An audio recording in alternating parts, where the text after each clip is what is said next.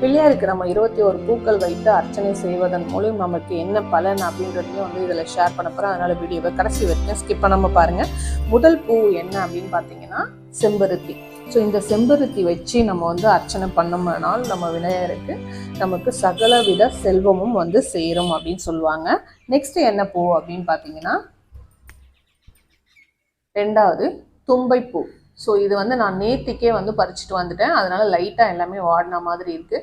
ஏன்னா நம்ம எல்லா பூவும் வந்து கேதர் பண்ணிட்டு தான் நம்ம வந்து வீடியோ அப்லோட் பண்ண முடியும். ஸோ அதனால லைட்டாக வாடின மாதிரி இருக்கும். ஸோ என்னடா இப்படி இருக்குது அப்படின்னு யோசிக்காதீங்க. தும்பைப்பூ வந்து இப்படி தான் இருக்கும். ஸோ இந்த தும்பைப்பூ மூலம் நமக்கு கிடைக்கக்கூடிய நன்மை என்ன அப்படின்னு பார்த்தீங்கன்னா நோய்கள் அகன்று ஆரோக்கியம் உண்டாகும். அடுத்து மகிழம்பூ. மகிழம்பூ வைத்து அர்ச்சனை செய்தால் என்ன நன்மை அப்படின்னு பார்த்தீங்கன்னா நமக்கு மனம் அமைதி கிடைக்கும்.